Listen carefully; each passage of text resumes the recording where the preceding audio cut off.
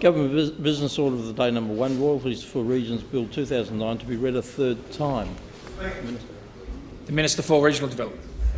Great pleasure to move that the bill be read a third time. The question is that the bill be read a third time.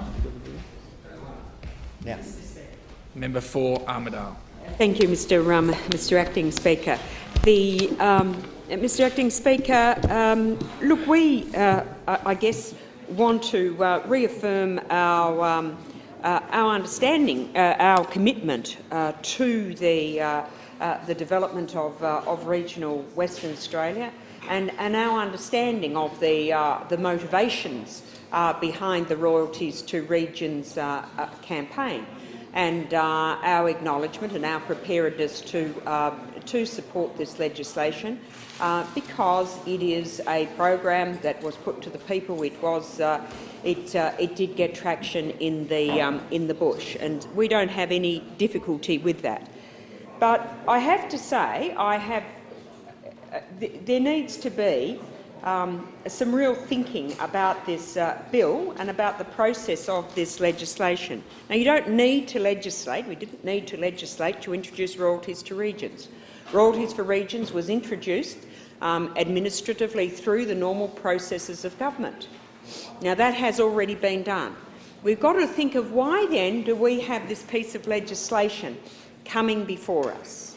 Now, the argument that has been touted by the Minister is this is to set royalties to regions in stone. This is to make royalties to regions a permanent feature of the political landscape in Western Australia, of the governmental landscape in Western Australia, a feature that will survive the National Party, a feature that will survive the leader of the National Party. Now, Mr. Speaker, interestingly, we had this announced this morning on ABC radio that the Minister had managed to get this through the Parliament today, that it had been that yesterday that this legislation had now become, this bill had now become law, and that it was locked in the royalties to regions. Now, of course, we won't comment on the fact that that piece of information that was given to the ABC journalist by the Minister's staff, of course, was totally incorrect. But the more important point is that once again the Minister is pretending or seeking to delude the public that the essence of the Royalties to Regions program has been protected by this piece of legislation. This piece of legislation protects the position of Treasury. That's what this legislation does. It protects the position of Treasury. And we sought to get some debate on this from the Minister during the very brief committee stage that we had, and unfortunately, I was really disappointed with the approach of the Minister. The Minister made it very clear right from the outset, before any debate had started, that he would not be entertaining any amendments. Now, it didn't matter what the arguments were. He wasn't going to entertain amendments. He also, drunk with Bauer, he also indicated, it was very interesting looking at the style of debate. No interest in engaging. Now, we didn't put a whole heap of amendments up. We thought we would focus on a few key issues, and a few of those amendments were, I suppose you would say, a couple of those amendments were, in a way, talking points. You know, we sought to fill out a definition for the local country government fund as a vehicle for raising the issues of the need for this money to be spent strategically, and we sought to have an amendment that would give some in the assessment of need, that some thought would be given some weighting would be given to those communities from which the royalties come, and those communities who, in fact, have the disadvantages that arise from remoteness. Now, those ones weren't. We didn't have an opportunity to debate. The Minister said not even interested in considering those, but. No, the local government. No, it's true. No, I do. No, sorry, I do acknowledge that you were prepared to say that these things would become that you would consider that in the administrative. But I guess the point I'm making here. Well, I'll go back on to the other amendments. The other amendments were fairly basic stuff about accountability, like just a requirement that, given you're going to set up all of these different funds, and we don't know sub-funds under the royalties to regions, that there be a requirement that the allocation to each of those funds be made or revealed in the budget papers, so that each year in the budget papers we would know what funds there in fact were and how much money had been put into each of those funds. I mean, a pretty basic requirement. Not something that would tie a person down with paperwork, not something that was going to be overly onerous, but something that would indeed give us some idea of what the relativities of expenditure within royalties to regions. Now, once again, I make this point that this bill, the only reason why we need this bill, we've already got royalties to regions. Royalties to regions for regions is in place. It's there. You've got your agreement. You've got your budget allocations, you've got your spending program. The reason for we've got to go to this essential point. What is the point of this legislation? And the point of this legislation is supposedly to enshrine this scheme in law. Now, when we ask the Minister about, well, how does this provide any guarantee that there will be any additional expenditure? Because, you know, I go back, every time I go back to make sure I've got this right, I go back to the agreement which the leader of the National Party signed with the now Premier.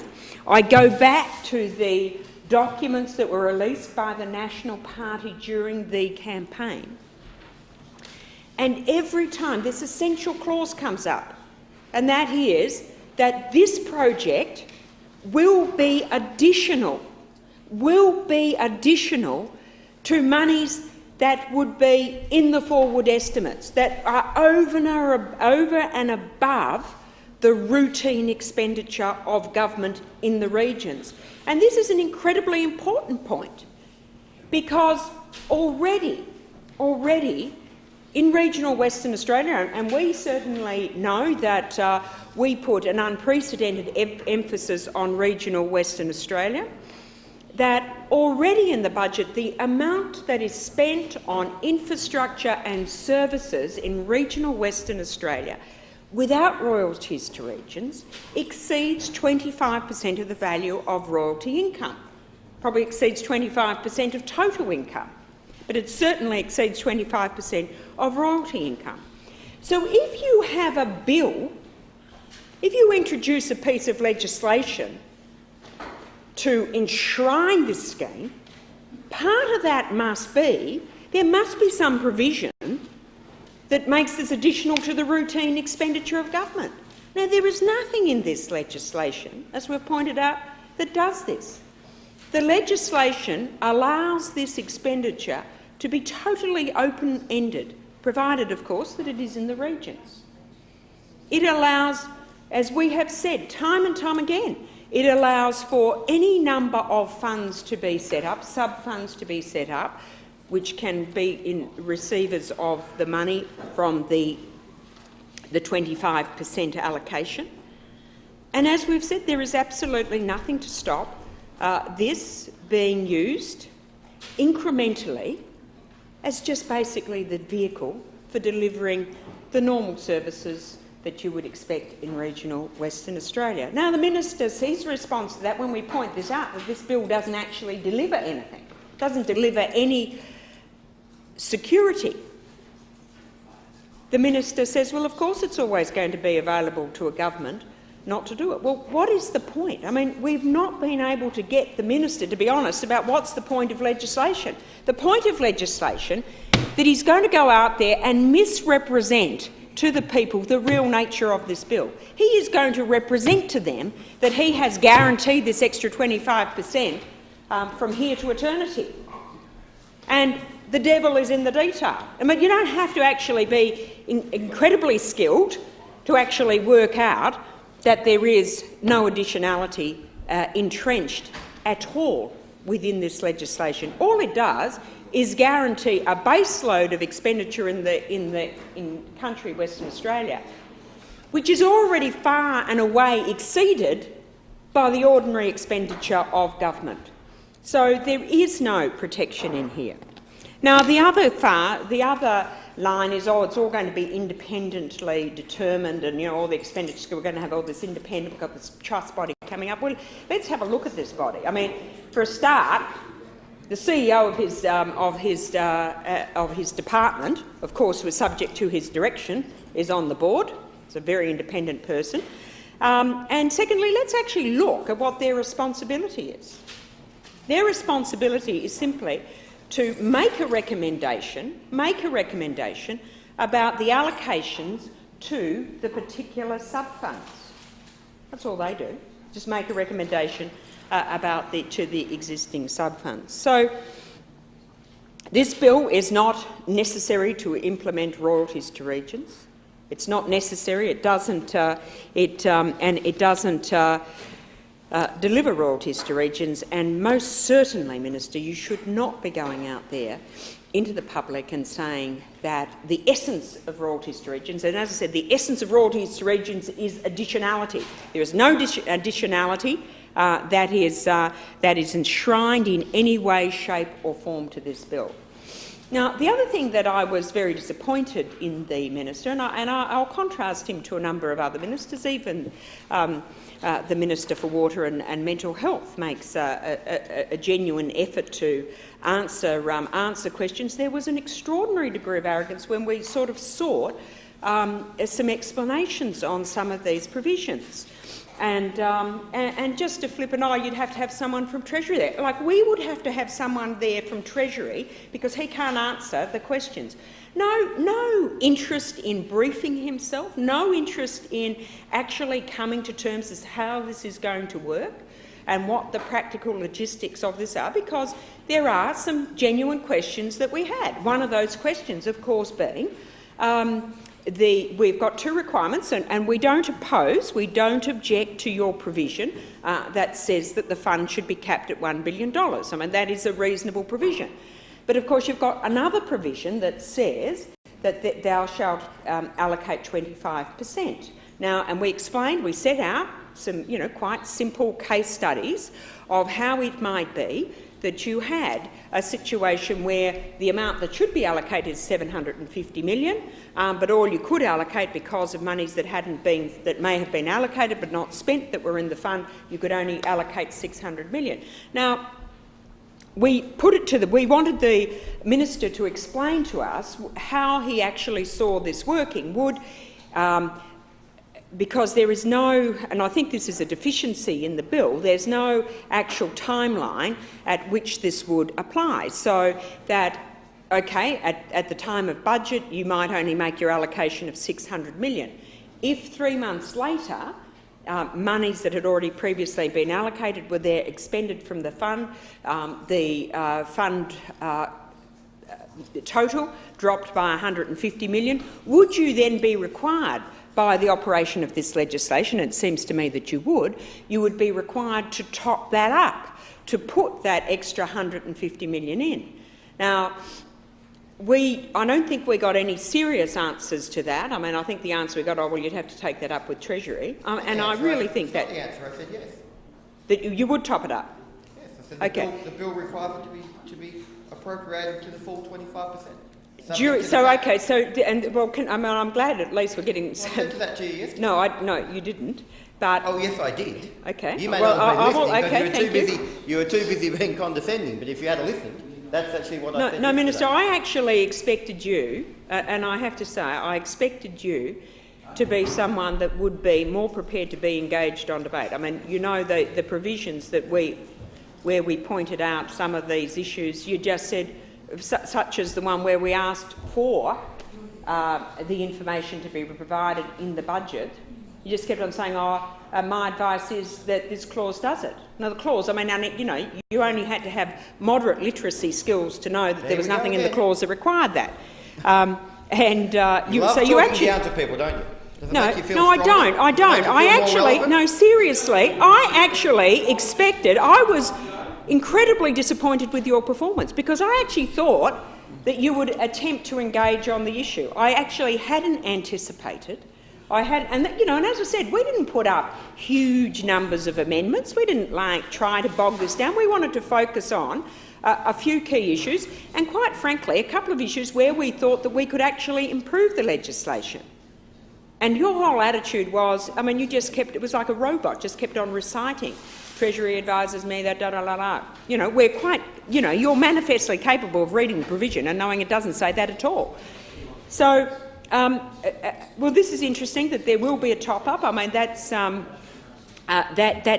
is interesting to know. Of course, that is going to make it very, very difficult to set a budget, of course, because you won't know in advance how much money is going to be expended from the fund, so you won't know what levels of top-up that you are going to be required to put throughout the year. So I can foresee a great deal of difficulty in the stabilisation of that. And I would have thought, Minister, that perhaps one way that you could have dealt with this would be, in fact, to have to nominate a couple of periods in the year where the assessment is made. I think and then make an adjustment. I think the other point that the Shadow Treasurer made on a similar point. Well, what happens if you overshoot the mark? Is there an adjustment the following year? And I think that would have been useful for that to have been outlined in the legislation as well, to make it clear just how this fund is to operate it, because there are these uncertainties. Does it come right up to the end of the year? You've still got to be topping that up. As I said, the difficulty is going to be that's going to make it extremely difficult for government to budget. And I guess what you're going to have to do is, regardless of how much is in the fund and regardless of the $1 billion cap on the bill, each year at the beginning in each budget, you're really going to have to set aside the full 25%, because you don't know what's going to happen during the year, and that will be that's going to present. So you're going to have, but it won't be in the fund. There'll have to be another holding fund that's sort of set up that parks the money, and then there is a number of issues here that have not been addressed. So, Mr. Speaker, I want to make this point, and look, I don't doubt in any way that the commitment of the Minister of the National Party to sort of regional development. That's not queried. But after watching that performance yesterday, which, as I said, surprised me because I didn't think that you would be like that. I thought that you would be much more interested in engaging in the debate, and particularly given, as I said, we had a very modest number of amendments. But I think this was a theme that perhaps was picked up by the member for Willagee the other day, that that you do have to, if you really this legislation is not going to deliver longevity to this bill, and you know that to this scheme, because there's nothing in here that actually gives it any statutory protection at all. But the longevity of this scheme will come out of the real and defensible benefits that it could offer to the community if it was really guided in a highly strategic way. And I think your refusal to consider some of these, very modest transparency measures are regrettable, and I think that lack of transparency and your lack of preparedness to support that transparency will, in fact, quite frankly, I can't see that it would have created any political difficulties for you at all, but that lack of transparency and an attitude that your level of popularity means that you don't have to engage in those normal checks and balances. There was someone in this parliament 20 years ago that had a very similar view, and at the end of the day had a period of glory and then a very, very difficult 20 years following that. So, Minister, I really urge you to think about your scheme, which I have no doubt that you are genuinely committed to, whether or not you're actually advancing that scheme by refusing to adopt an approach that maximises, or that at least gives, some reasonable comfort in terms of transparency of the scheme. And Minister, I want to end on a note that, and I think this is where we see maybe some consensus emerging. I think I made reference in my letter that I don't think that the real key for regional development, particularly in the more remote areas of the state, is going to lie just simply in the quantum of money that we put in to the into those areas. And indeed, I think I set out in my speech, some of the great words of wisdom from June Oscar, the woman who so successfully, with a number of other women, led the charge to have those alcohol restrictions have alcohol restrictions placed in Fitzroy Crossing. And she said, don't just keep pouring money. It's not about the money. It's about the control. It's about the capacity that we have to participate and in this process, the capacity that we have to make decisions. And I think particularly as we go to the more remote areas of Western Australia, as we go to the Pilbara, the Kimberley, the goldfields. Do you know June? Do you know June? Yeah. Well, you should encourage her to nominate for the Development Commission. Well, I'm more than happy, and I'm sure the Honourable Tom Stevens, who knows her well, will do so as well. But I think the point, and I did quote extensively from her recent address to a meeting of the Equal Opportunity. No.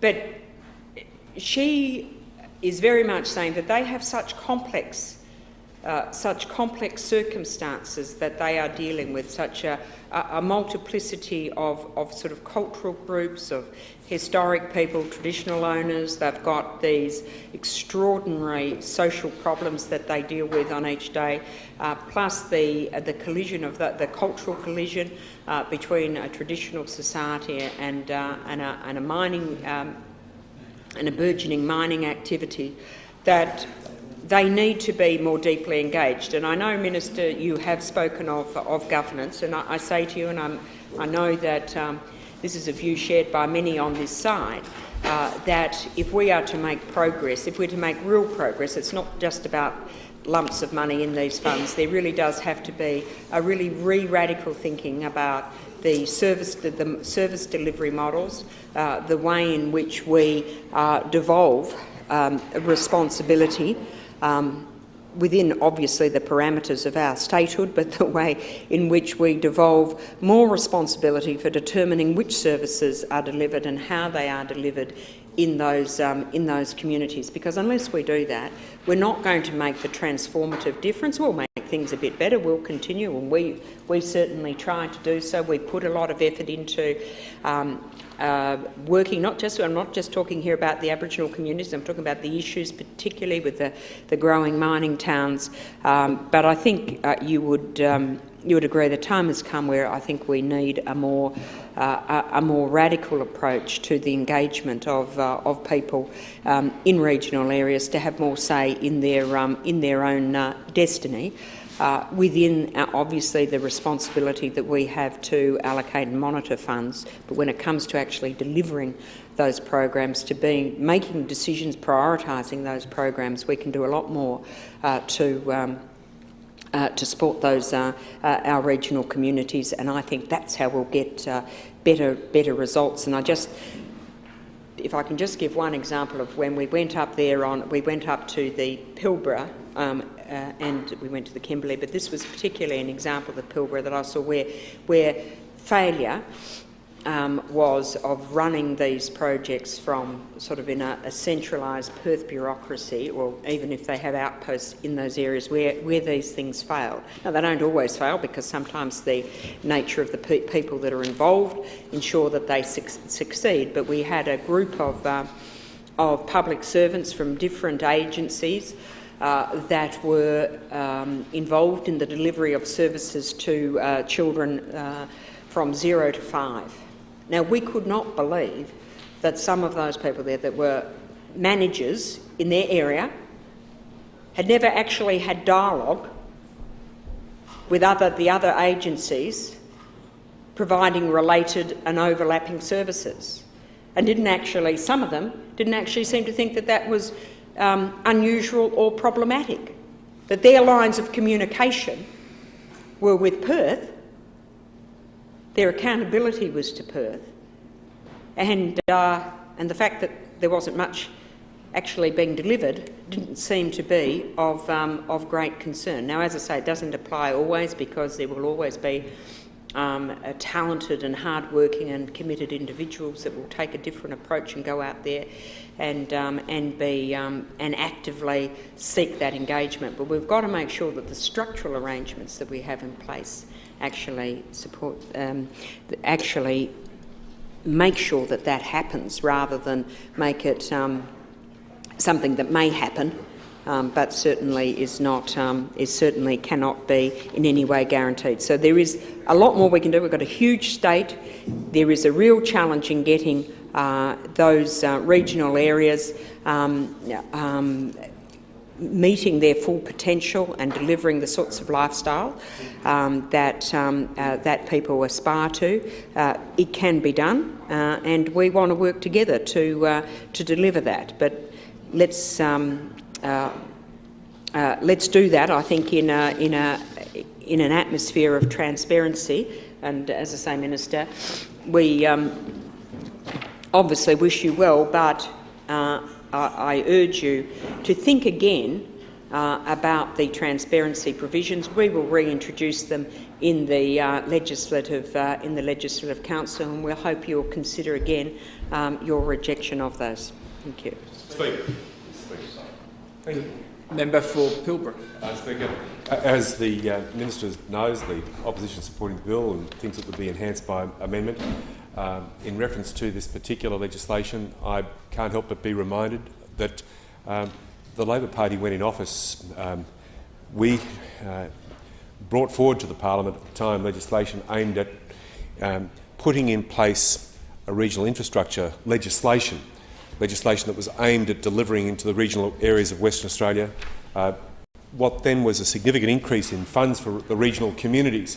And I brought forward the bill as the responsible minister into the upper house, and was told, unfortunately behind the chair rather than on the floor of the House, after it had been put through endless debate by the opposition at the time, that the bill was going to be dealt with savagely and endlessly by the then opposition, and that there was no the then Leader of the Opposition, the current Leader of the Government in the upper house, the Honourable Norman Moore, made it clear that it would take all of the available time that the House had and more before they would allow that legislation to be discussed, debated and brought to resolution in the Legislative Council. So we were a busy government with lots of other legislation on our plate, and unfortunately that legislation never became law because of the intransigence of the Liberal Party at that time in reference to trying to cement and lock into place legislation that was aimed at significantly lifting the quantum of funds available to the regional communities of Western Australia. As you know, that bill, like this one, was not exactly necessary, because just as the case is with this legislation, the program can be delivered without it, and the program of regional infrastructure under the previous 8 years was delivered without the underpinnings of legislation, as could be this one. But we, as an opposition, committed to the bipartisan support for this legislation, hope that this bill meets a different fate to the one that we introduced, and that it does in fact get through the Parliament, although ideally with amendment. Whether the Leader of the Government in the upper house, the Leader of the Liberal Party in the upper house, has the same attitude to this legislation, I don't know. Although I know that he'll have an eye to the politics of this legislation, as he had to the politics of ours.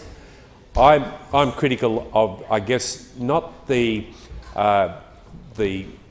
philosophy of this legislation. I'm I'm critical of the way the government is going about delivering the programs under what I consider to be an inappropriate utilisation of narrow party politics that are not in the best interests of the regional areas of Western Australia, not in the interests of good governance. And that's my criticism of the mode of operation of the National Party and its handling of this program.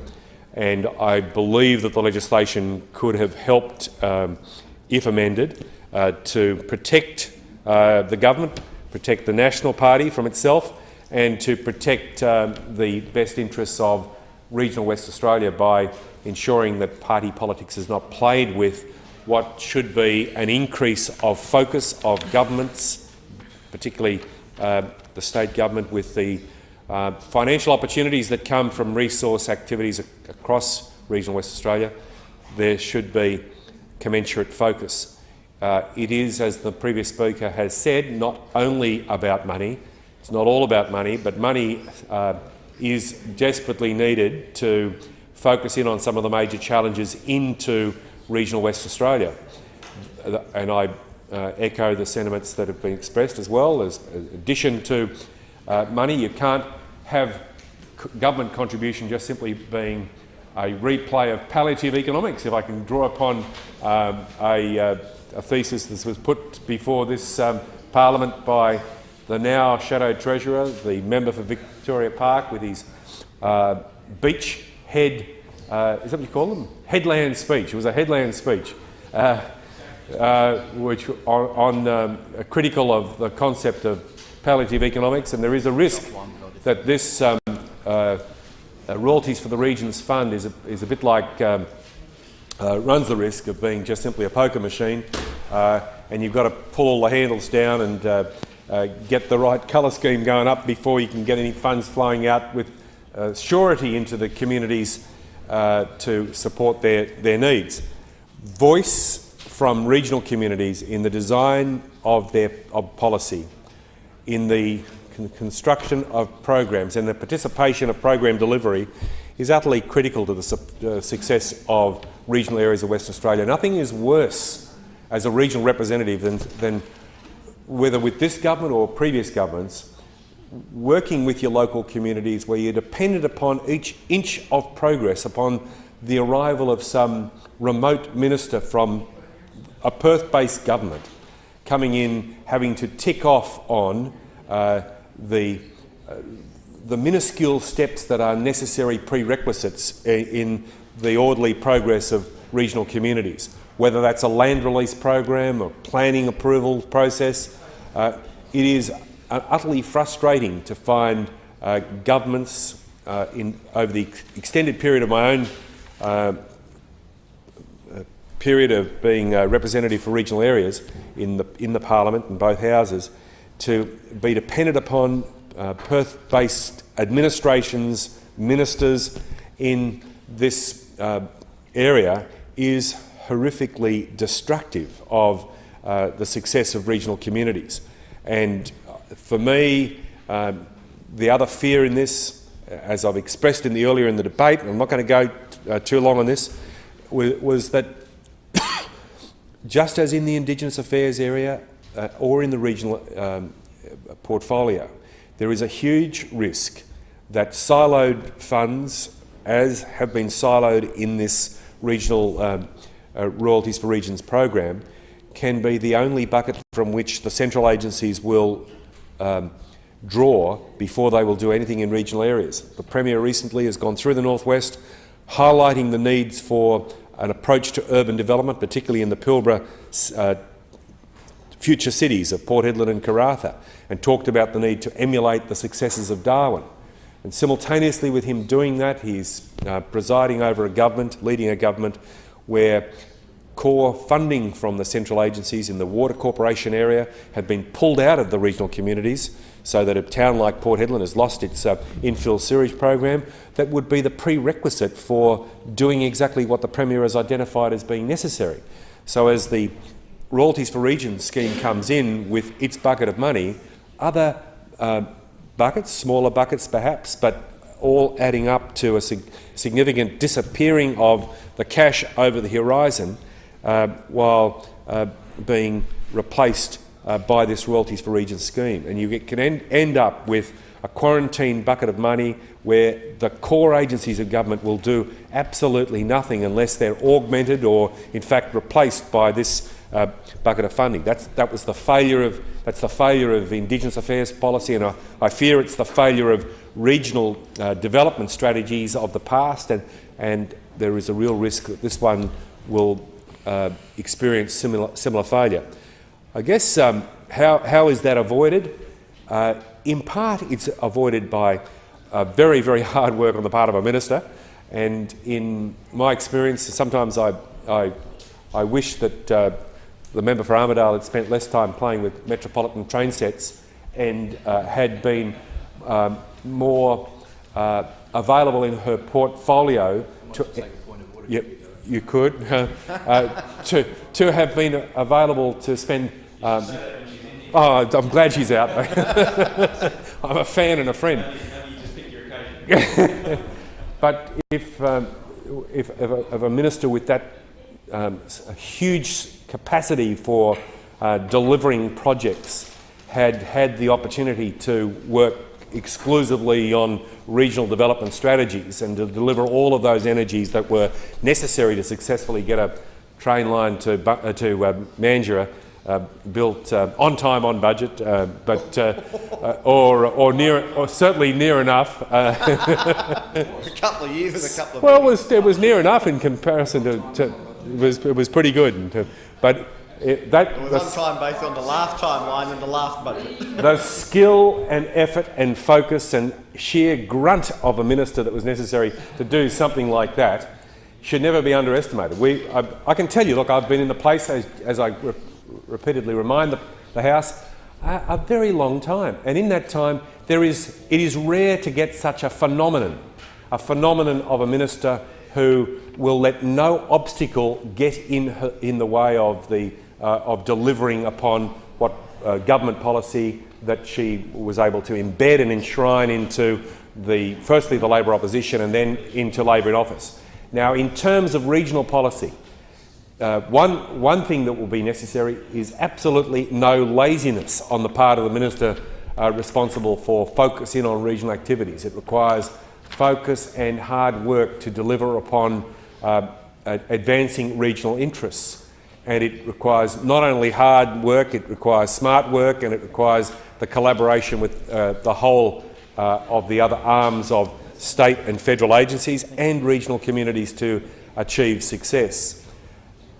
And the collaboration with regional communities is going to, in my view, require structures that are not there yet to secure the success of those regions. The development commissions in their current format, in my view, don't cut the mustard.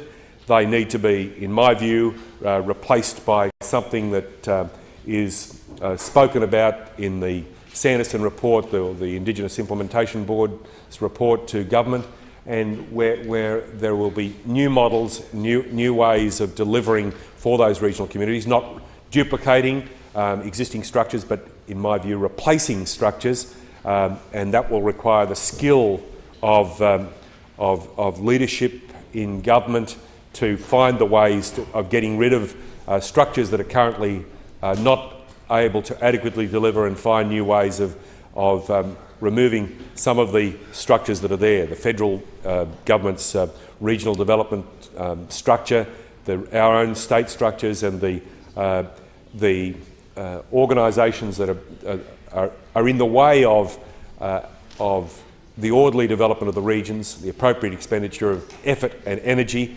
needs to be harnessed in a way that gives real voice, real grunt, real flow of fundings to those communities, not dependent upon decision-making in a Perth-based ministerial office or Perth-based department for the processing of an acceleration of effort here.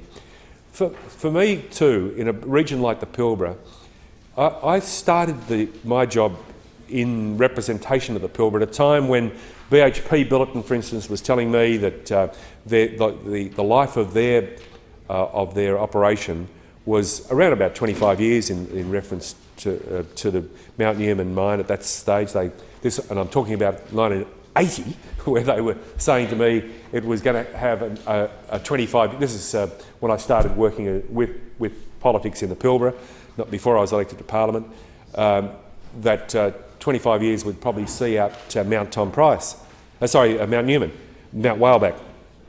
And that, of course, deadline has come and gone, and now you hear the President of the Iron Ore Division, BHP Billiton, Ian Ashby, describing BHP Billiton as probably being 1/3 of the way through their journey on production figures that are yet to treble.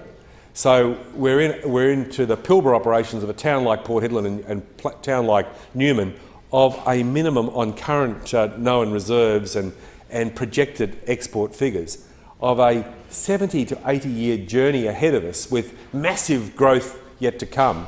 This clearly requires a whole different way of thinking about the way Western Australia operates in reference to, firstly, a region like the Pilbara, and that's just simply the BHP operation. And in addition to that, the other day we're out there with the Shadow Treasurer down with Gina Hancock's operation down there at the back of Nullagine at Roy Hill, and ambitions for a 55 million tonne annual operation, well and truly advancing with reserves that are very, very significant, with opportunities for new harbour facilities in Port Hedland, a rail easement already available to them, and Port Authority having been cajoled, it would appear, or whatever, into delivering agreement in principle to 55 million tonnes a year export capacity out of Port Hedland. Seems like, talk about the magic pudding, I don't know how this is done, but anyway, they've committed to Gina that the Hancock operation, the 55 million tonnes is available to her at berthing facilities at Port Hedland.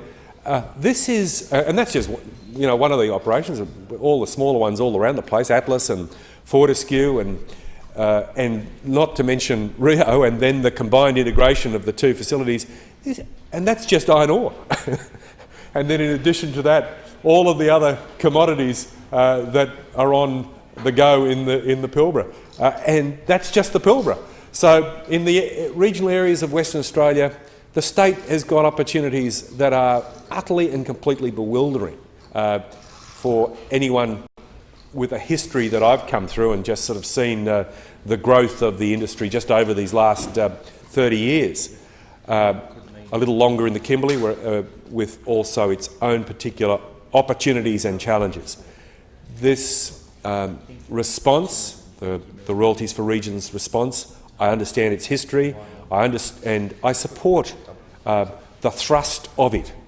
I fear for it because I fear, as I've said, I fear that it will become a plaything of politics rather than a policy instrument that will empower the regions in the way that the regions need to be empowered, and to give the regions the chance to respond to the challenges that are theirs. Regions that are so conscious of their opportunities and yet so hamstrung in as they wait these cumbersome processes of Perth-based administrations in responding to their opportunities. We're piddling decisions that are left to the systems of government down here, not just now, but under consecutive governments, where files... What would you do with the Development Commission? Integrate into a bigger and better structure that combines Commonwealth and state and local strategies into something that is grander and bigger and stronger and underpinned with a flow of funds like those that are now at your disposal. It's interesting there that you've got the four councillors from the Pilbara Regional Council, you've got the Development Commission, you've got the new planning authority that the Minister for Planning is planning, you've got the RDA. Integrate. Essentially all the same people. That's right. Integrate. Whack it in together. Give it grunt and give it some real meaning. And that's not easy. It's easy to say. Yeah. And there's vested interests all over that exercise. But the planning processes in a region like the Pilbara, for instance, that really does require integrating into some new structure which is cashed up with voices in there that are from all of that region. And I know you're good friends with Tim. You should sit down and have many bottles of wine with him as you discuss this, because he'll be a key person in trying to shape exactly what you're talking about. which Tim? Shanahan. Oh, right, yeah, okay. I thought it might have been that Tim Marty was sort of suddenly on side. No, Tim doesn't like any of us regional members. That Tim. But I hope he's on side too. And more importantly for someone like Marnie, the under treasurer, is that it's Very interested to know that Tim Marnie is actually very much interested in exactly what we're talking about. In fact, Well, a very strong advocate and supporter, and has been involved with Sanderson. And see, my view of it is this is not easy stuff. This is hard stuff. Yeah. You know, this is the hardest stuff to do. And it'll be easily. And there'll be lots of people that won't understand it and won't be immediate supporters of it. But for me, it's like, how can you ensure that those regions will continue to deliver very large golden eggs for regional and the state communities and the nation? And that is done by empowering those communities, and so that they can benefit from it and speed it up rather than be standing in the way of it. And there are people in these little communities that do want to stand in the way of things because they can't see the benefits that flow to them, and whether that's Indigenous or other people in the community, they do stand in the way of things and utilise local structures because they can't see the return on it and get wind. Now, my view is this is a mechanism that could be enhanced. It's I do think that we are talking about stuff that does require much more than just simply one side of politics involved in it. This is going to require restructuring the way we do governance in Western Australia for regional. I actually agree with you, member, that what you've just spoken about and what the member for Armidale spoke about is actually more important than the dollars. That if the dollars can be used as a catalyst to ensure this happened, then that's a real legacy. Well, that's, Minister, and this, look, one of the things I think that you know about, I suspect, I haven't had this conversation with you, but I'll have it across the chamber. When I got into government as Minister for Local Government and Regional Development, I found myself with a program which was described to me as the National Party training program. It was the leadership. It was the Monty House. the Bush leadership program, and I think you're a graduate of it, and I gather there'll be many other National Party members of Parliament that were graduates of it, and I guess to that extent it delivered part of what Monty was perhaps on about, but. Not political leaders, but a lot of rural and community leaders. Well, there's a whole range of people that are interested in that. Is actually the legacy of that program. Well, the ones I'd bumped into at that point all seemed to be card-carrying members of the National Party. That was just maybe the limitation of my experience. But when I got into government, I saw that it was something that had to be defended, rural leadership support, and I'd fought off the efforts that were to shut it down, but wanted to make sure that it responded not only to the opportunities of the wheat belt, but to embed into it the capacity to build regional leadership in the remote areas and amongst the Aboriginal population, where leadership is not something that just simply happens by magic. It happens by absolute focus and effort. And I fear what I'm about to say to you, but I think that Royalties for the Regions program has to be really working on leadership in all of the regional areas, not to deliver more card-carrying members of the National Party, the leader of the National Party, but to be delivering regional and rural leadership, including Indigenous leadership, so that more places can emerge out of the chaos that Fitzroy Crossing was in as a result of the quality of its leadership. That's the only reason it's happened. And that didn't happen by accident. That stuff came straight out of a history of working with the leadership of the women through the homemaker program of the 70s, from which those women, upon which you can trace the linkages back to that homemaker program. And the leadership shown by people like June Oscar in basically taking the community on, and then Doris Green in Halls Creek and basically taking the community on, are some of the greatest examples of leadership in modern society. Correct. And when you have the opportunity... somewhat unrecognised. And when you have the opportunity to speak to your colleague with responsibility for racing and gaming, he will need to appreciate that every regional community on the issues of liquor licensing laws, for instance, is going to have to find its voice to shape and design things that respond to their needs in a set of specific circumstances, rather than to be persuaded by a police department, for instance, that seems to be determined to find a statewide solution to this. That is a nonsense thing.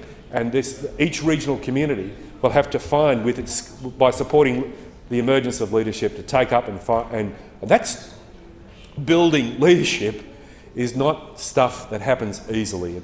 It has to emerge out of partnership of support. And we've got a tiny number of Aboriginal communities that are successful. Nookabarra is one of them, as a gift of the leadership of a couple of individuals that have delivered there for years. That's that skill which have meant the community has been able to have the successes to the point that they've got them. But leadership then has to have opportunities for expression. Expression, in my view, will come from real governance structures where their leadership can then find effective voice in the... Member for West Swan, please stop having a private meeting and either leave the chamber or sit down. Acting Speaker, this legislation has therefore, I suppose, qualified support from people like me. I'm enthusiastic about opportunities that come with it. I guess there will be times, as the Minister is conscious, that there will be times that I'll be singing the praises of the initiative and critical to the extent that it's being in any way utilised in a partisan way. That's a hard path to walk. As you try to position accolades for something that I think's good, by and large good, but when it's abused or misused, I'll be trying to ping the Minister and point out exactly why I believe it should not be utilised in ways that are simply and clearly partisan politics, rather than a focus in on the preoccupation of supporting the many needs of regional communities. That's enough. I wish the bill was in better shape by the time it left this House. I hope it's in better shape by the time it leaves the Legislative Council, but time will see.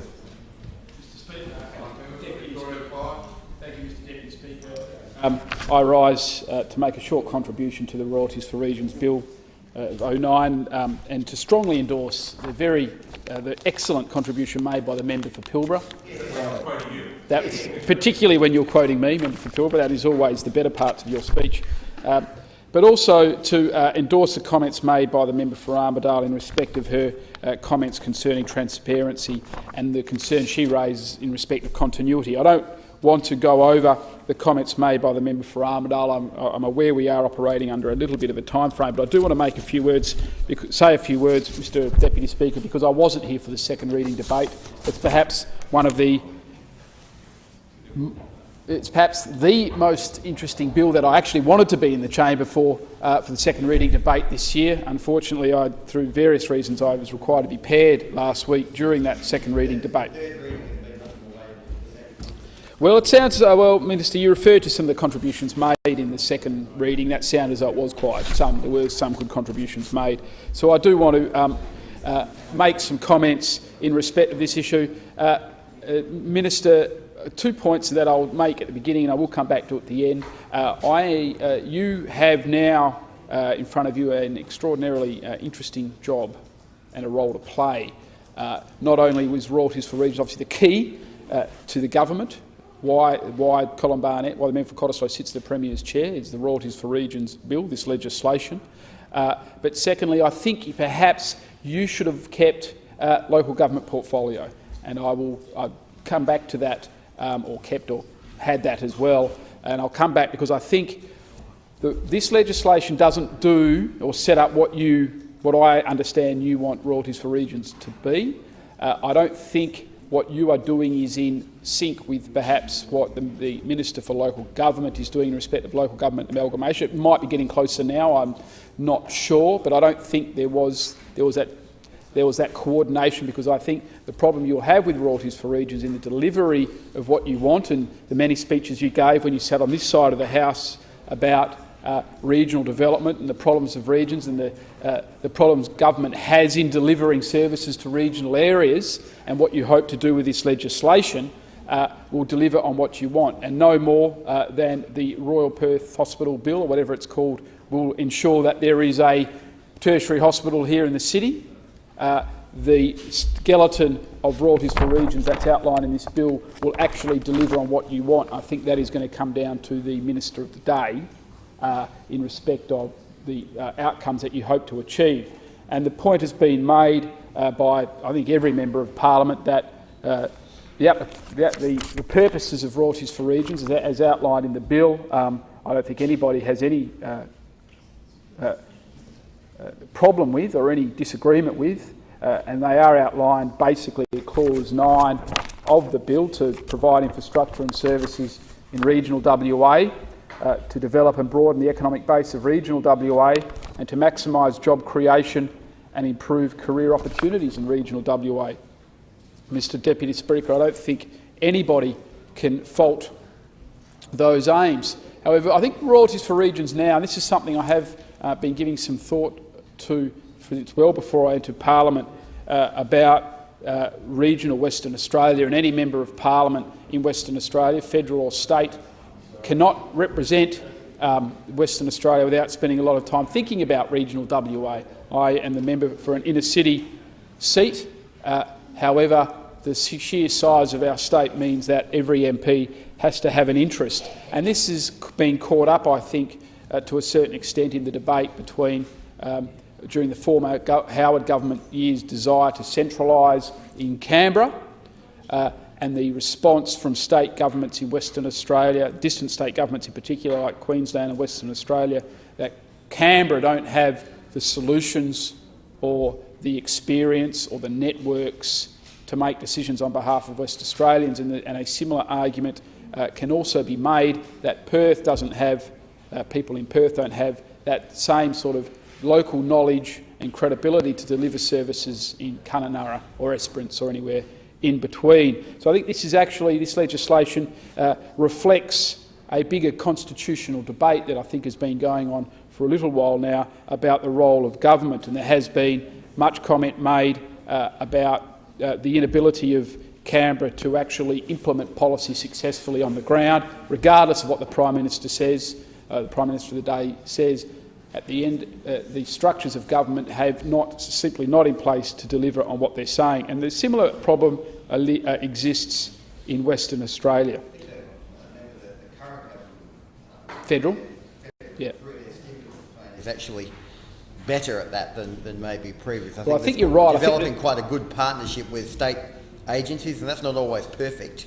But, I think the stimulus. You're right. I think the stimulus has promoted much better delivery, simply because it's the short time frame. Yeah, correct. The need for it to be quick meant that they couldn't set up a parallel. But what's happened, I found, mechanism. but with that, what has gotten in the way is some of the governance structures in my electorate, local government, for example, which has required extraordinarily, in some cases, approval process, so that the stimulus, which means you want this money spent in a certain time frame, probably won't happen.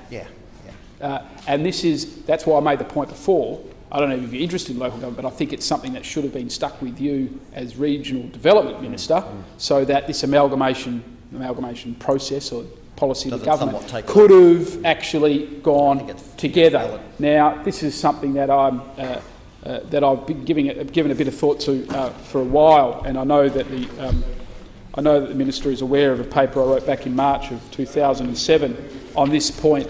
The fact of the matter is, and I will refer to a paper I've written. I guess it's somewhat arrogant, Mr. Deputy Speaker, but the feedback I got from this paper certainly was very well received, and in particular from the regional development commissions, Mr. Deputy Speaker, because I did provide every regional development commission with a copy to get their feedback, because it's something that I thought was patently clear to anybody who spent any amount of time in regional areas. And the member for Pilbara referred to the term palliative economics. I'd like to be able to claim that term as my own. However, it was a term developed by Professor Eric Reinert when he was commenting on the Millennium Goals of the United Nations. And if I can, to quote Professor Reinert, "Several UN development decades were only of limited success. In this perspective, the Millennium Goals may appear as the United Nations institutions abandoning the projects of developing the world poor, abandoning the effort to treat the causes of poverty, and instead concentrating on an effort that to a large extent attacks the symptoms of poverty. In my view, too much of the development effort has been abandoned. To a considerable extent, palliative economics has taken the place of development economics. Indeed, the balance of development economics, radically changing the productive structures of poor countries, and palliative economics, easing the pains of economic misery, is, in my view, the key issue.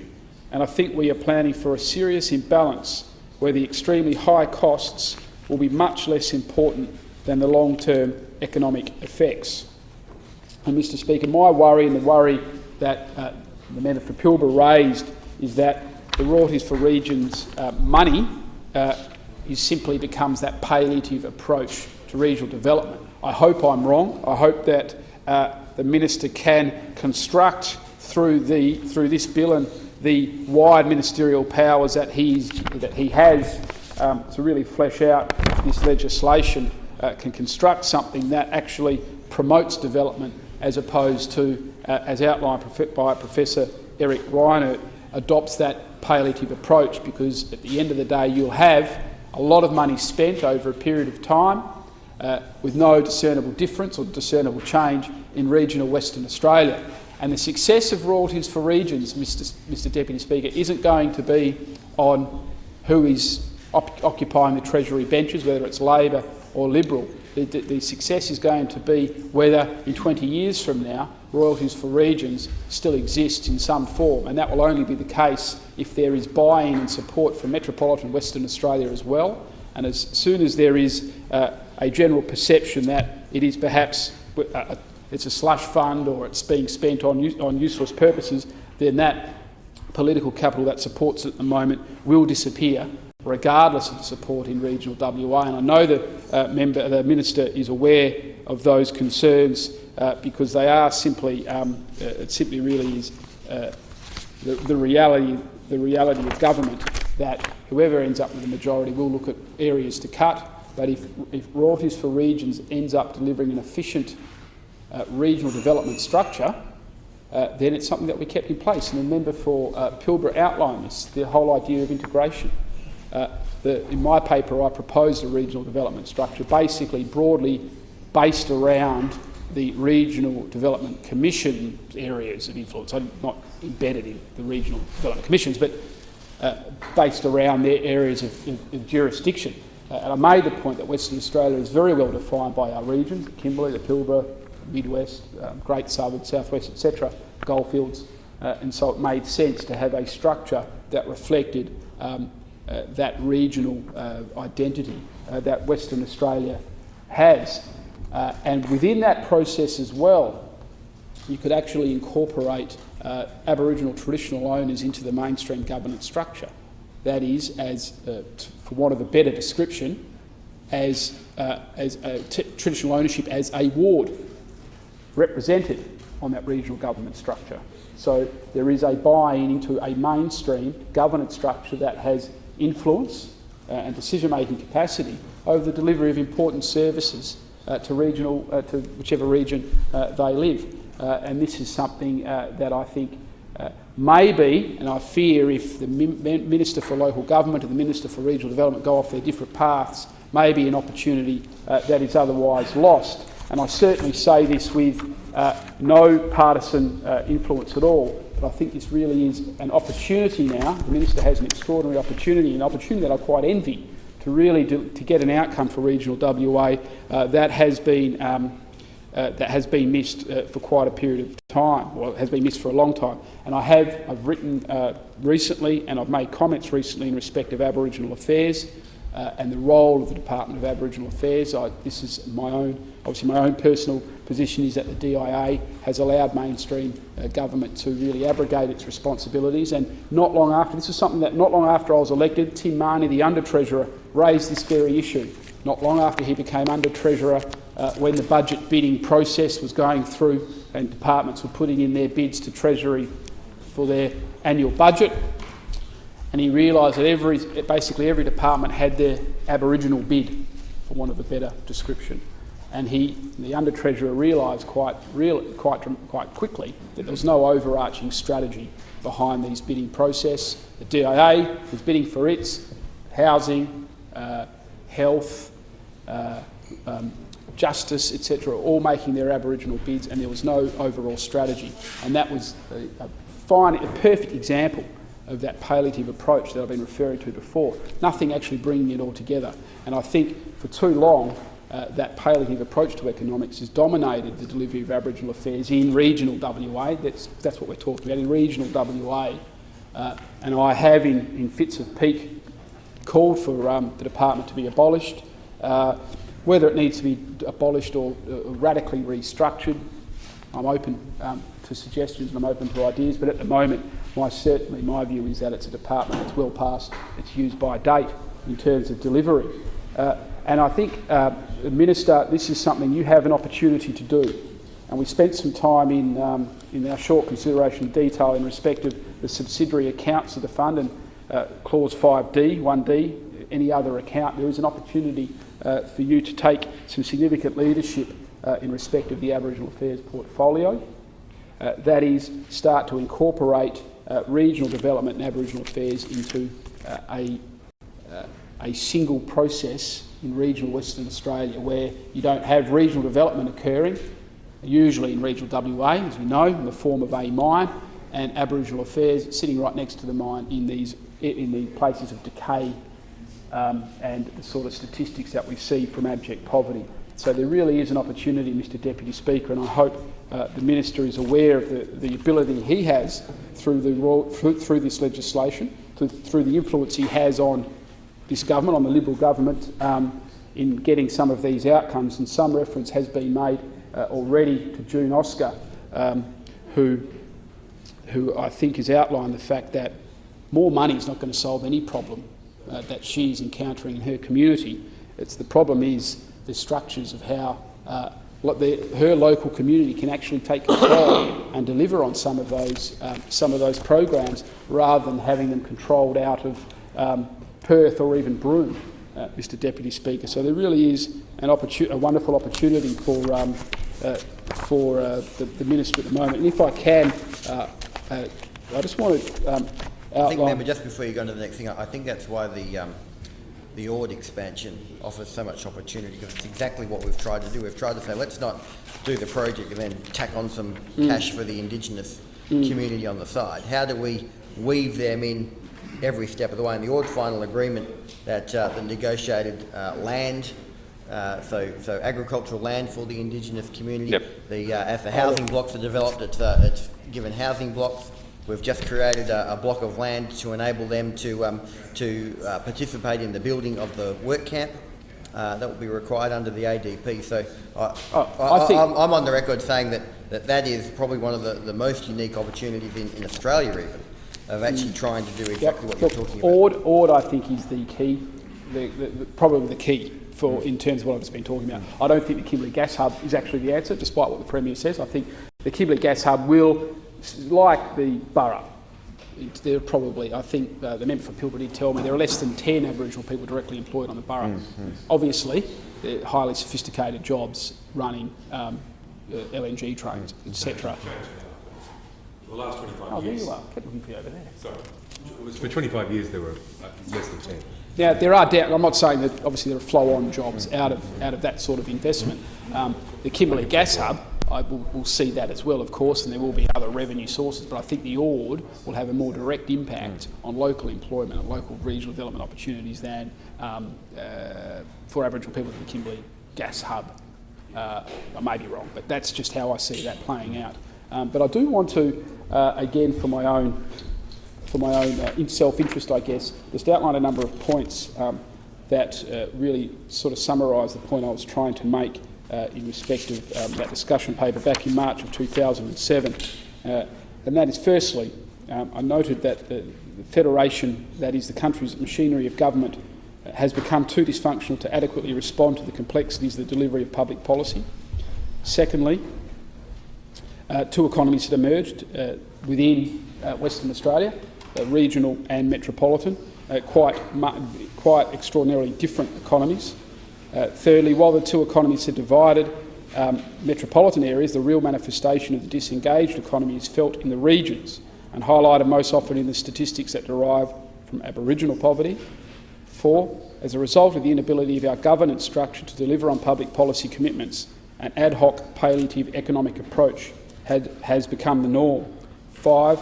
For too long, governments have addressed economic and social problems in regional Australia through a policy prism of disaster relief, and as a result of that, Mr Deputy Speaker, you have seen incredible waste in spending of public money.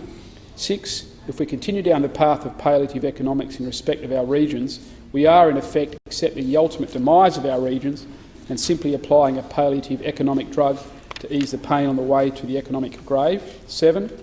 Indigenous policy should be developed and implemented beyond the social context of Aboriginal affairs as a separate portfolio area and more in the context of mainstream economic and regional development. 8. How do we ensure that the interconnected economies of regional and metropolitan Western Australia can be mutually supporting to the benefit of all people in our state, regardless of where we live? 9. Fundamental reform of our federation is required if we are to seriously deal with issues such as poverty, climate change and water reform. 10. A regional governance structure financially... Can you please talk more clearly into the microphone?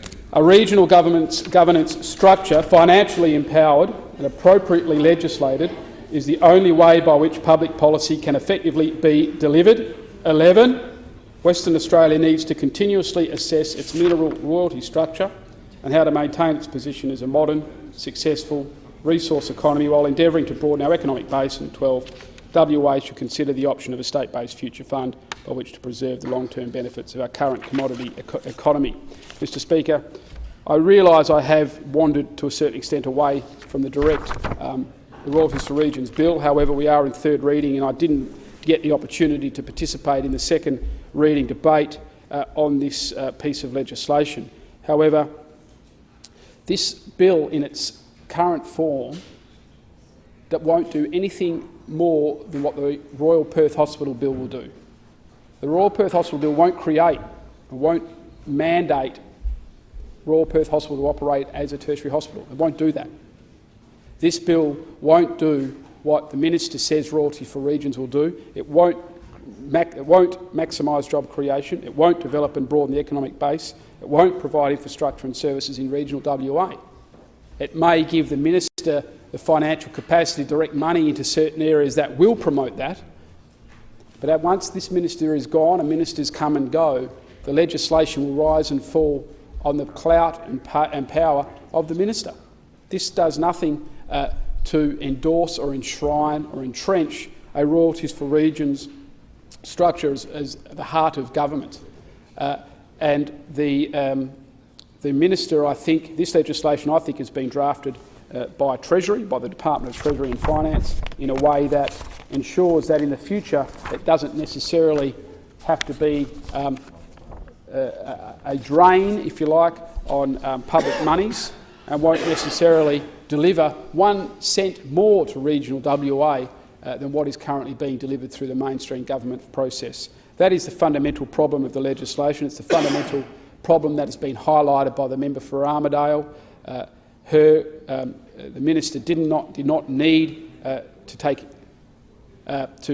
get cantankerous in respect of the member for Armidale's contribution. She wasn't intending to humiliate the Minister, but simply make the point that the legislation does not do what the government has said to regional Western Australia it will do. That is, it is a fund. It is the essence of Royalties for Regions is additionality above and beyond what mainstream government departments will commit and spend in regional Western Australia. And what will happen, it is clear what will happen over time, is that funds will be withdrawn from mainstream government departments and Royalties for Regions will be there to pick up the slack. So any spending in regional Western Australia will be coming from the Royalties for Regions funds with the consequent badging. And there will be a withdrawal of spending that you don't necessarily see badged, but that sort of spending that does take place from the Department of Health, of Education, of Justice, of Police, and it will, over time, always be funnelled through Royalties for Regions, which will in the long term see a real decline in spending in regional areas. Mr Speaker, I don't intend to speak any longer. I have raised a number of issues beyond Royalties for Regions, and I appreciate the patience of the House in allowing me to raise those issues. However, Minister, I think the amendments that were proposed by the opposition, there weren't many, they weren't outrageous or they weren't obstructionist, were good. I note you have, in particular in respect of the member for Albany's proposed amendment, committed to trying to endorse that into the guidelines. Into the guidelines that you intend to establish, Mr. Minister. However, it may be that in the Legislative Council some of these amendments are, will carry the floor. Mr. Deputy Speaker, I haven't actually tried to filibuster this issue at all, despite the comments from some of my own side. There were some points that I wanted to get onto the public record, even though some of my speech I have given many times sitting on that side of the House in the previous term. However, as I said, Minister, you have an opportunity, an incredible opportunity. My only fear is that if not delivered well, if not delivered in concert with the Minister for Local Government, in concert with the Minister for Aboriginal Affairs, it will be a policy that will be expensive, and regional WA will be no more better off. Right, member for Willagee. Mr. Deputy Speaker, thank you very much. I spoke on this bill in second reading, and I will endeavour not to replicate the commentary that I made in the second reading, even though I'm sure it was very valuable. This is an interesting, good piece of legislation. I want to preface my remarks by saying this. It is very exciting to be involved in government in Western Australia. When you become a minister, when you get involved in government, you're able to make decisions that deliver change to the West Australian community. It is incredibly exciting, rewarding and a privilege. As Richard Court said to me when I became the Premier, you'll find it such a privilege that you'll inevitably enjoy it and look back on the experience positively. It is one of the great things that we are able to do in public life to deliver benefit to people, more broadly than to our own immediate families and friends and to ourselves, but to the broader community, to deliver benefit. And the thing that drove me to get involved in politics was, in the first instance, to try to deliver fairness to more people in our community in Western Australia, and also to deliver greater opportunity. I think that would probably be true of most of the members of the House. They want to see some fairness in the community and they want to see better opportunity. And I've got absolutely no doubt that that is what drives the Leader of the National Party. I've had enough conversations with him and watched him in his short time in the parliamentary life to believe that he is driven by the view that he can provide greater benefit to people, fairness and greater opportunity. I think that's what was the genesis, along with pure good politics, of the Royalties for the Regions concept, the program. I reflected upon good politics versus good policy in the second reading speech, and I won't repeat myself on that. I think, though, that this legislation falls somewhat short of the model that ideally the Leader of the National Party would like. Because in all my conversations with him about this concept, we talked about his desire to see additional funding to that which was already committed and that which would normally be committed in the process of government. And there's, as has been pointed out by previous speakers, this legislation doesn't do that, and it doesn't guarantee anything like that in the future. I also think that the decision to accept the offer with the Liberal parties to go into government, which was, I think, inevitable given the history of the two parties, has delivered, in the first instance, not a good outcome for Royalties for the Regions, but actually a bad outcome. It's raised immense expectation because a lot of money has been shovelled out the door very quickly. And again, I understand why that was desirable on behalf of the National Party, because having gone through the process of saving themselves from apparent oblivion and then finding themselves in a position where they exercised enormous power in the WA political landscape, the balance, they wanted to be able to demonstrate to their supporters and the broader community that they would be effective, positive and effective. And I think that was a thought well held, because it will never happen again. It will never happen again that the Labor Party will entertain going into a coalition with the National Party, given what happened last time. When the Leader of the National Party and the Leader of the National Party in the upper house both said quite publicly that they would prefer to be in government with the Labor Party, but were forced into government with the Liberal Party because their lay party and their broad-based supporters wouldn't countenance the alternative, nothing will ever change that. If the current Leader of the National Party couldn't pull that deal off, no future Leader of the National Party will ever be able to pull it off. So in a sense, it was a once-in-a-lifetime opportunity, and the National Party, getting into government, wanted to make the most of it. Now, I said raised expectations. Shoveling all that money out the door is the very reason why that 13 or 14% budget blowout, increase in public sector spending, happened. That was the reason for it. The Treasurer wouldn't want to admit it publicly, but he knows it. Public sector spending in Western Australia blew out 13%, which is absolutely an astonishing amount of money because of this policy initiative, and that's what the Treasurer was hinting at when he said you have to honour your election promises when you get into government. Think of all that money that's gone out the door. Where's the benefit now? Already. We're 1 year on. Where's the benefit? My advice, therefore, if that's what if I'd be so arrogant as to provide it, is to make sure that this money, taxpayers' money, hard-earned taxpayers' money, is spent wisely on long-term, preferably infrastructure benefits that will deliver good outcomes for Western Australia for a long period of time and not just a short period of time. The alternative that we provided, rather than pouring hundreds of millions of dollars out the door straight away, was to step up gradually the amount of money that would be spent through royalties to the region, so that it would not have a negative impact on the budget, with a $1 billion fund topped up annually, but starting with fairly small expenditures and building up to bigger expenditures as the budget allowed it. Much more economically sensible and economically responsible. And it's a shame, really, that the model that was adopted by the Alliance government was so fiscally unsustainable. And I think, as I said, has raised expectations that there is some pot of gold, some magic pudding that will provide immense flow of benefit forevermore, over and above that which government would normally provide, and those expectations must inevitably be dashed, and therefore there will be a repercussion to that. That's not for me or our side of the parliament to worry about. That's for the National Party and the Liberal Party in the future to worry about. When I was the Education Minister, I spent 4 years as Education Minister, Education Training, Indigenous Affairs, and I'll reflect on that in a moment, plus Sport and Recreation. There was often the complaint from both our own regional members and also from regional members from the National Party and the Liberal Party that not enough money was being spent in regional Western Australia by agencies like Education.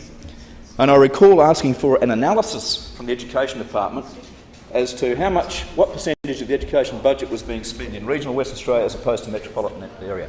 Now, I stand to be corrected because this is pure memory, but I recall that the figure was 40% of the education budget was spent in regional outside the metropolitan area. 40% of regional went to regional Western Australia. As I said, I stand to be corrected, but it was a very, very large, surprisingly large percentage of the budget. The education budget at the time was well in excess of $2 billion. I think it was about 2.5, 2.6 billion. 40% of that, as you can see, is a very, very large amount of money. And it is, in fact, in excess of the 25% of the royalties earned by the state on an annual basis, just on education. And I think you can see where this line of logic is running here. The amount of money spent in Western Australia by the state government just on education is in excess of 25% of the royalties earned in the state of Western Australia. Now, the big weakness of this legislation is that it does not require the royalties for the region's money to be in excess of that which is normally spent delivering government infrastructure and services. It is quite conceivable that at some future point in time, a government, and it might be sooner than later, a government using the substitution effect, which we have already seen, and we are seeing already in place, will be able to point to expenditures just in education and say to the supplicants from political parties, you're already getting that money. In fact, you're already getting more than 25%. You don't need any additional allowances. I just make that point. I was in government long enough to know how it works and how the people who jealously guard the public purse work, and I know what line of logic they'll be running up in the future. Anyway, I just point to that, I think, obvious deficiency. There's been some discussion, and I want to reflect on it briefly, about the potential alignment of the Royalties for Region Fund and the need for improved services, outcomes, infrastructure in Aboriginal communities. Nobody in this parliament today, I don't think, would argue about the need for better outcomes for remote and even urban Aboriginal communities. Nobody would argue about that. There is some opportunity here, therefore, for the Royalties for Region Fund to assist in delivering better outcomes. But as I said, I was the Minister for Indigenous Affairs in Western Australia for 2.5 years, and I came to the place, and I still have, came to the place with and still have a strong desire to see better outcomes for Aboriginal people. Fairness, opportunities expanded, more fairness delivered. And I know I don't have a mortgage on that sentiment by any means. But I have observed in the time that we were in opposition and then in government how some people with the best of intentions achieve nothing.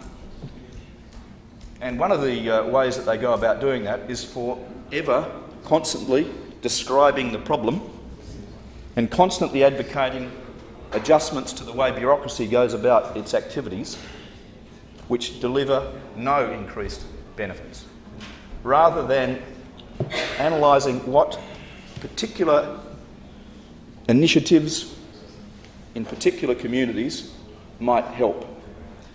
What I fear is that fault, if you like, in the way we address Indigenous affairs in Western Australia, both historically and I think historically and contemporaneously, will continue on in the future.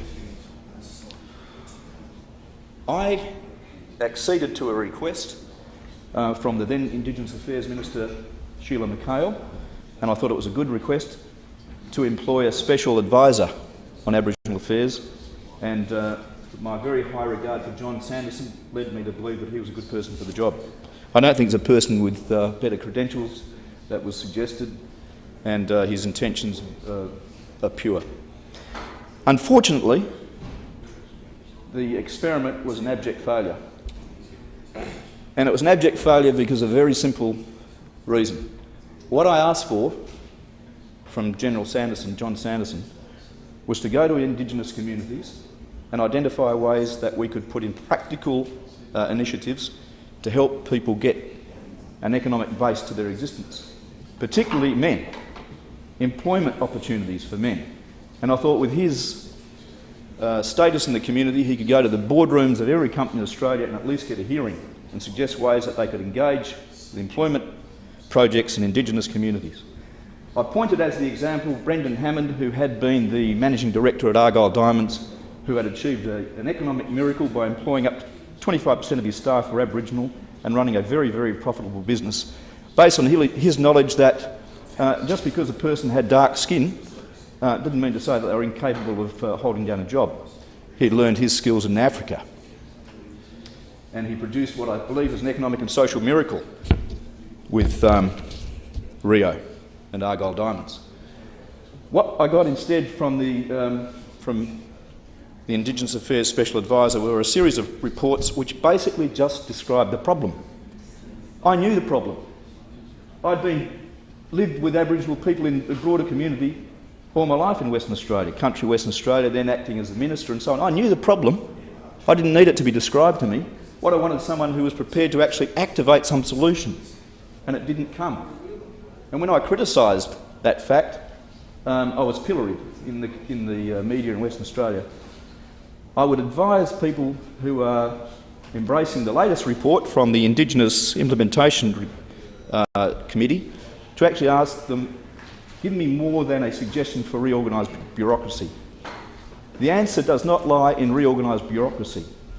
There is actually no answer or solution here, but it is all about engaging the people in those communities in meaningful employment. And I don't mean just government employment. I mean real economy employment. And it can be done. BHP, for all the criticism, are doing it in the Pilbara. Rio are doing it.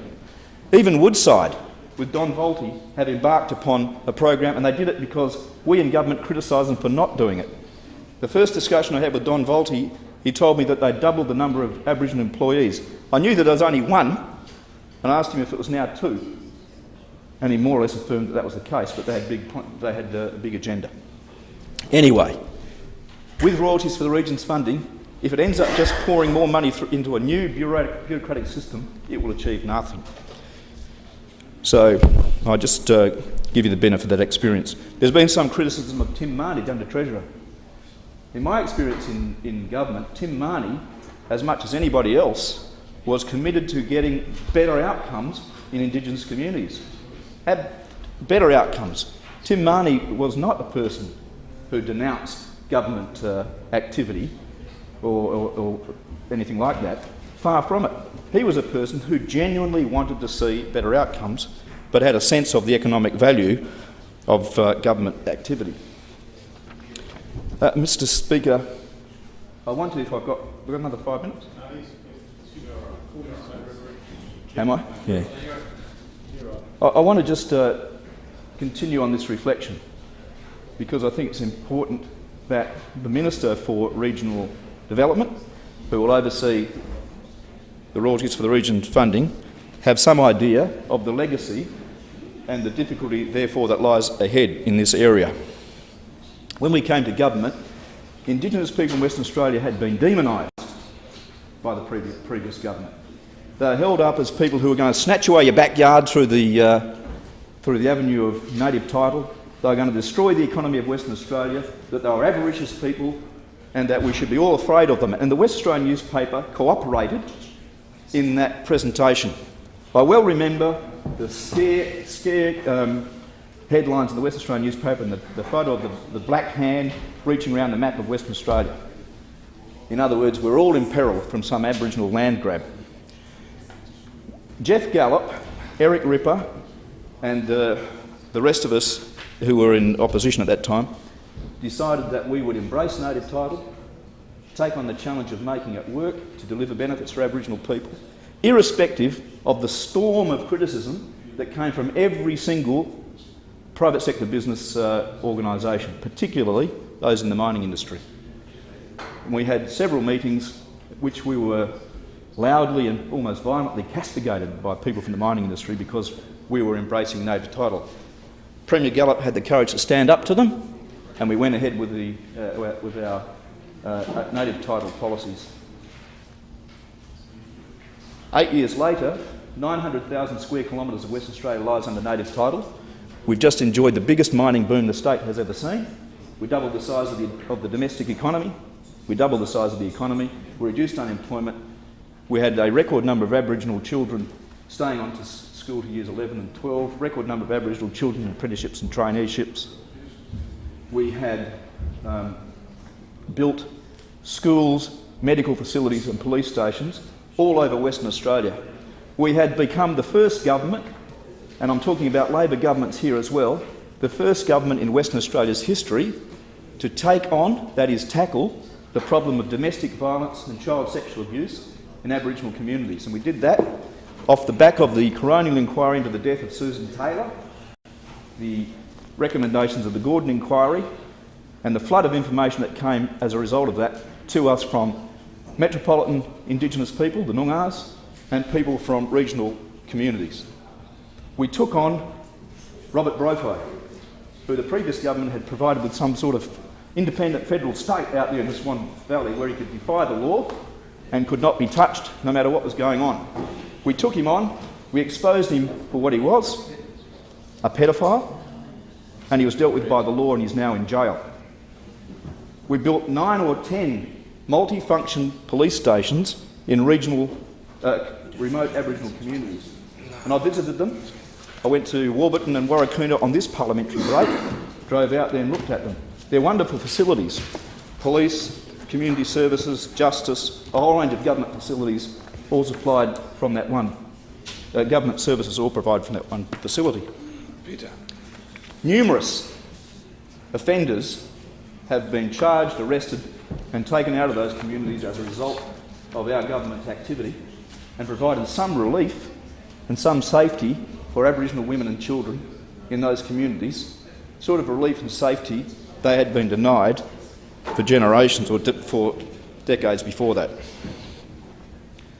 We took the Clontarf Boys Football Academy from basically a prototype project which benefited about 20 Aboriginal boys when we came into government to a program that now delivers services, benefit, training, leadership.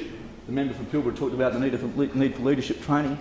Leadership for, I think, something like 800 to 1,000 young Aboriginal boys, not only in Western Australia, but I think now also in the Northern Territory and South Australia.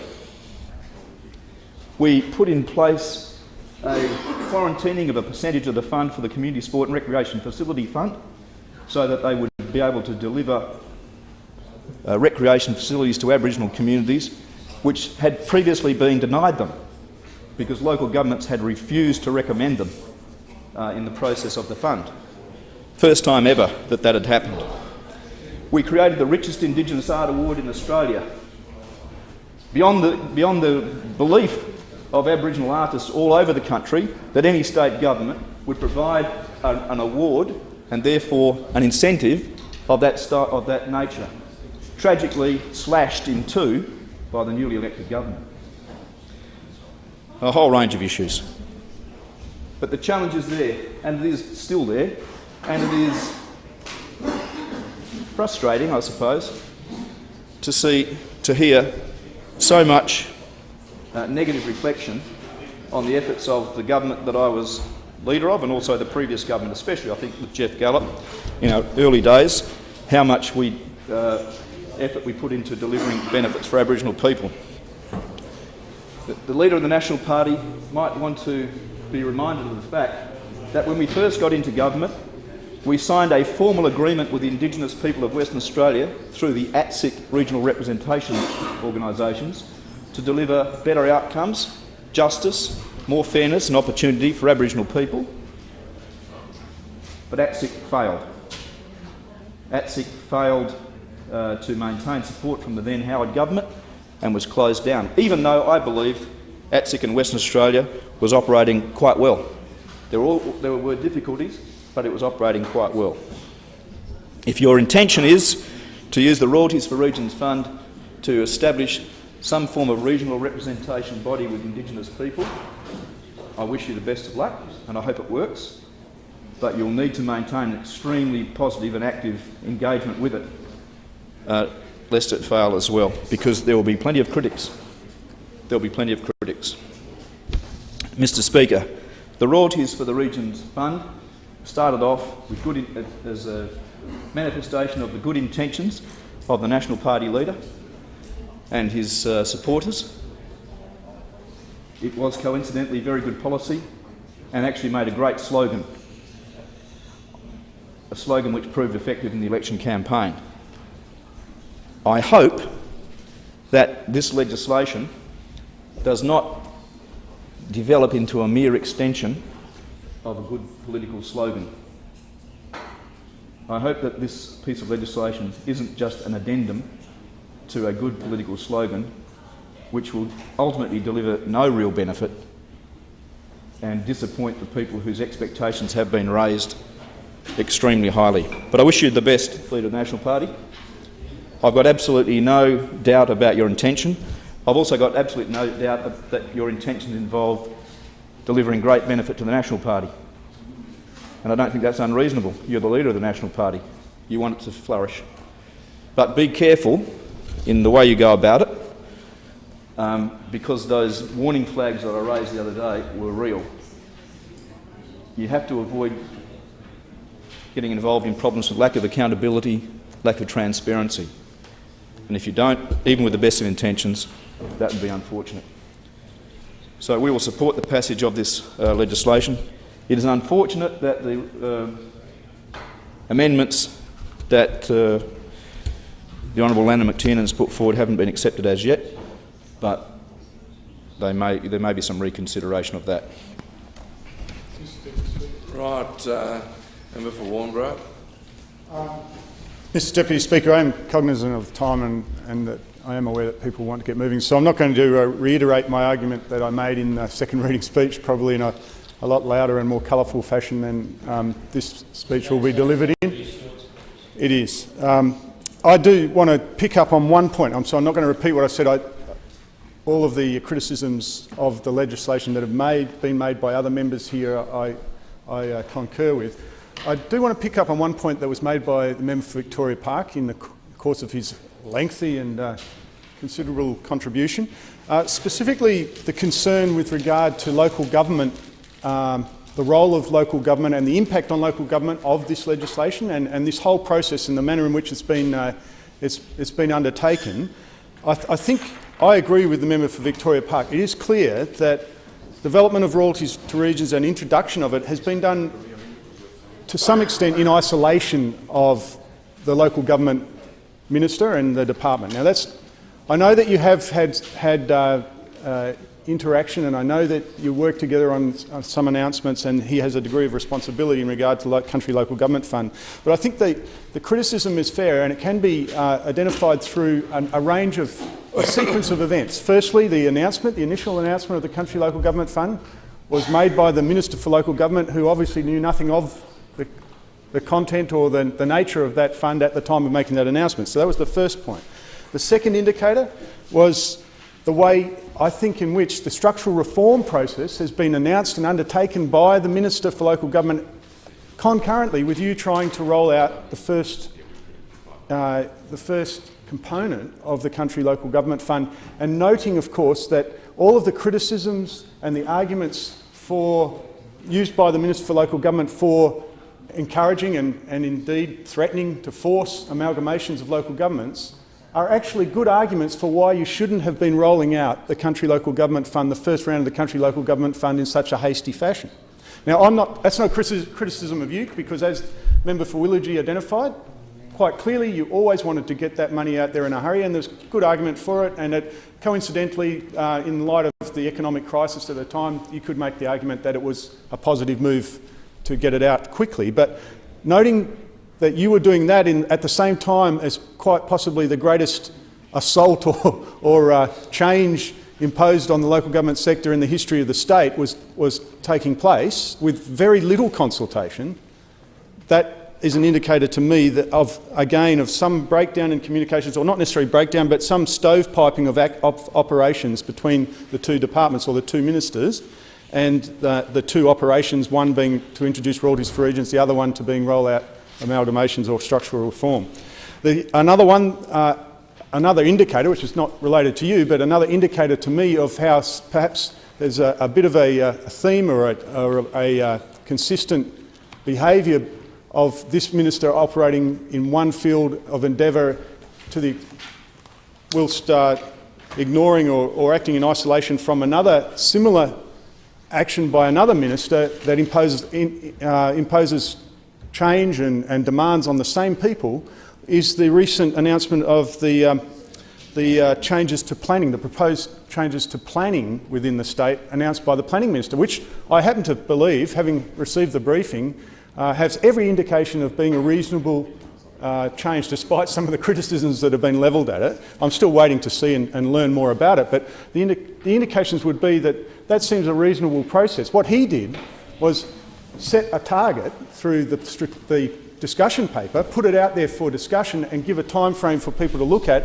and then call for response at the end of that time frame. Quite completely contrasting to the nature of the change that was proposed by the Minister for Local Government, who went out there and told everyone they had to change, didn't consult, didn't engage in winning the hearts and minds of the people who were directly impacted upon, and then has consistently had to backflip or roll back his rhetoric to try and engage in some degree of discussion with the people who are most impacted. But that's all impacting on the same people. So the point I wanted to make very quickly was, I wish you well with this. I acknowledge that you said that you're going to work on the regulations to ensure that you encompass, or you try and deal with the questions that were raised by the member for Albany and by myself over time. I acknowledge that I still do share the concerns of others that when you're gone, there's no guarantee through this legislation that this process will continue to guarantee 25% above and beyond 25% of royalties above and beyond the normal forward estimates. Nevertheless, I would ask that you do look at that concern that member for Victoria Park identified and that I share, that really for this to work well, and particularly the Country Local Government Fund, which is such a significant component of it, to work well, there has to be very close engagement with whatever's going on over in that local government department. And obviously the Minister has to get a lot closer. It would have been nice, I agree, that had you retained that responsibility as well. But nevertheless, now that this is all going ahead, I would ask that you be very cognisant of the threats represented by any further lack of breakdown in communications or breakdown in coordination of the activity around royalties for regions and this concurrent reform process or structural change process that's being undertaken in the local government sector. Leader of the National Party. I rise to thank members for their contribution to the third reading debate, and can I say I'm very heartened by the very positive and well-intentioned comments that have been made in the third reading debate. It makes me reflect on my 8 odd years in the Parliament that I wish there was more opportunities to have debates like this of this context where members that from right across the broad spectrum of electorates from Western Australia turn their mind to regional issues and offer their thoughts on how it could be done better. And I think that the member for Armidale, the member for Pilbara, the member for Vic Park, the member for Willagee and the member for Warnbro, in taking the opportunity to contribute to this debate this evening, have certainly done that. And it's very empowering for the Parliament if the full weight of all members, as opposed to just the government and just the government side of politics, actually thinks about these issues and puts forward their ideas. And I give my commitment that I take on board their issues, I take on board their challenge. I agree with them wholeheartedly that the Royalties for Regions Bill, which is about to be read for the third time, imparts an enormous opportunity for both regional Western Australia and myself. The challenge is great, and the road is littered with previous failures of all political persuasions, and I will do my utmost to ensure that we enhance the opportunities and the capacity of regional Western Australians, and I'll be judged on that moving forward as I should be, and as the Liberal National Government should be, now that we have such a strong agenda for regional development. So I think that members in making their contribution are 100% correct that true regional development is probably not about money at all. True regional development is about harnessing the leadership capacity of people from regional Western Australia to define and determine a better future for themselves. And if they can do that and achieve that, then they will drive that. And I just spoke to someone with a great interest in regional development yesterday, and I said that government can only do so much. We can set a framework, but it is going to be up to regional Western Australians to take advantage of the opportunity that Royalties for Regions presents, to take advantage of the opportunity presented by the new Liberal National Government, but most importantly, takes the opportunity presented by almost this bipartisan approach that's been shown in the third reading to try and improve the outcomes for regional Western Australia. And if we all take on board that challenge, there's been specific reference to Indigenous Western Australia, which I put on the record again, that in my 12 months as a minister has been the most rewarding, exciting and challenging part of the portfolio, that you can't look at regional development without looking at Indigenous development and enhancement. And I certainly look forward to using my time as a minister, however long or short it may be, to try and do my bit to add to that very complex challenge, as previous members had done. So can I thank members on all sides for their support, the members of the Liberal Party who have supported the concept of Royalties for Regions from the moment that we formed government, the leadership of the Premier and the Treasurer who have very much supported this, and really, you know, you hear now in the words of the Premier a real focus on regional Western Australia, which is very heartening to to those leaders out there that wish to hear that. I'm sure that they are also hearing the words of members like the former Premier and the member for Victoria Park and the member for Armidale, that everybody wishes to see a better result for regional Western Australia. If this legislation and the Royalties for Regions policy can enhance that opportunity, well, we can make Western Australia a better place. And I think that it is great to be a part of a parliament, not a government. It's great to be a part of a parliament who is very clearly focused on regional Western Australia and regional development and Indigenous enhancement. And let us all see that at the end of this parliament, that we have used our capacity to enhance the lives of all West Australians, including those that live in regional Western Australia. I thank members for their support and welcome the third reading of the Royalties for Regions Bill. Right. Question is that the bill now be read a third time. All those in favour say aye. Aye. All those contrary say no. I believe the ayes have it. The ayes have it. A bill for an act to provide for the operation of the Royalties for Regions Fund and establish the Western Australian Regional Development Trust and for related purposes.